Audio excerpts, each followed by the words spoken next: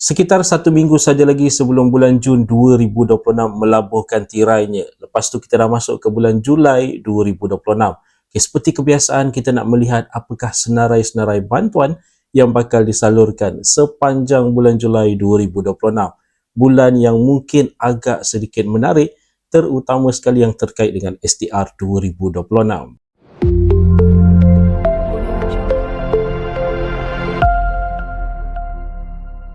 Assalamualaikum, salam sejahtera. Jumpa lagi di channel Herwanebi. Okay guys, pada mereka yang belum lagi subscribe ke channel ini, jangan lupa tekan pada butang subscribe, tekan juga pada butang loceng. Thank you guys. Okay, minggu depan lepas tu kita dah masuk ke minggu untuk bulan Julai 2026. Seperti dinyatakan di awal video, kita nak lihat senarai bantuan sepanjang bulan Julai 2026.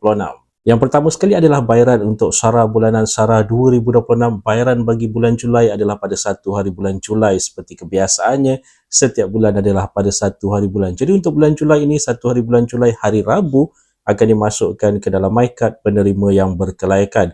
Untuk kategori isi rumah dipecahkan kepada dua yang berada dalam e-Kasih miskin ataupun miskin tegar, RM200. Selain daripada itu, RM100.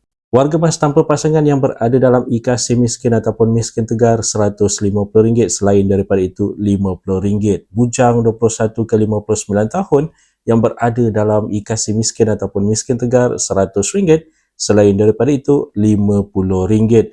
Dan harus diingatkan juga bagi mereka yang sewaktu semakan pada penghujung bulan April baru berada dalam data e-Kasih miskin ataupun miskin tegar. Jadi bermula daripada 1 hari bulan Julai ini, mereka akan mula terima SARA e-Kasih. Bermakna tadi sebagai contoh untuk isi rumah, daripada RM100 menerima RM200 bermula Julai 2026.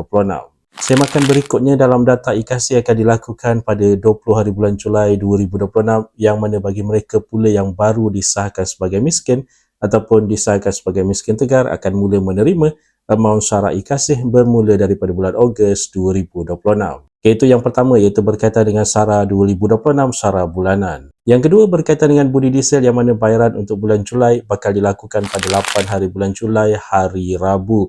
Bayaran untuk bulan Julai ini dijangkakan akan kekal RM400 kalau diikutkan daripada situasi semasa harga minyak dunia yang masih lagi belum stabil sebenarnya, yang masih lagi menunggu kestabilan itu berlaku. Jadi dijangkakan pada bulan Julai ini, 8 hari bulan Julai, bakal dibayar amaun yang sama RM400 kepada mereka yang berkelayakan. Untuk rujukan berkaitan dengan status kelulusan, anda boleh pergi ke budidiesel.gov.my. Bagi mereka yang baru mengetahui berkaitan dengan budi diesel ini adalah sebenarnya bantuan untuk penyasaran subsidi diesel, yang mana bermula daripada pertengahan tahun 2024. Penyasaran subsidi diesel ini telah pun dilaksanakan di Semenanjung Malaysia, di Sabah, Sarawak dan wilayah Persekutuan Labuan. Harga diesel di sana masih kekal harga diesel yang bersubsidi, hanya di Semenanjung saja. Jadi mereka ini pengguna kenderaan diesel, termasuk juga petani, pekebun kecil dan nelayan yang menggunakan diesel. Mereka telah pun diberikan bantuan yang pada asalnya setiap bulan RM200 dan baru-baru ini dinaikkan ke RM300 dan dinaikkan sekali lagi ke RM400 secara interim akibat daripada keadaan situasi dunia berkaitan dengan harga minyak dunia. Dan harus diingatkan sekarang ini permohonan masih lagi dibuka kepada mereka yang baru mengetahui dan merasakan berkelayakan. Anda masih lagi boleh memohon, yang mana kalau anda menghantar permohonan, kalau diluluskan seawal-awalnya, anda akan mula terima bermula daripada bulan Ogos 2026. Seterusnya berkaitan dengan bayaran untuk bantuan bulanan JKM, yang mana seperti biasa sekitar 10 hari bulan. Jadi kalau diikutkan jadual, berkemungkinan besar sekitar minggu kedua bulan Julai ini akan mulai disalurkan bayaran kepada mereka yang berkelayakan. Untuk bantuan bulanan JKM ini merangkumi antara lainnya sebagai contoh bantuan warga mas, bantuan kanak-kanak, allowance orang kurang upaya, bantuan am negeri, bantuan am persekutuan dan sebagainya. Anda boleh rujuk di e-bantuan.jkm.gov.my ataupun di jkm.gov.my. Bantuan sara hidup BSH untuk nelayan darat, nelayan laut dan juga veteran ATM dijangkakan akan dibayar sekitar minggu pertama ataupun selewat-lewatnya minggu kedua bulan Julai 2026.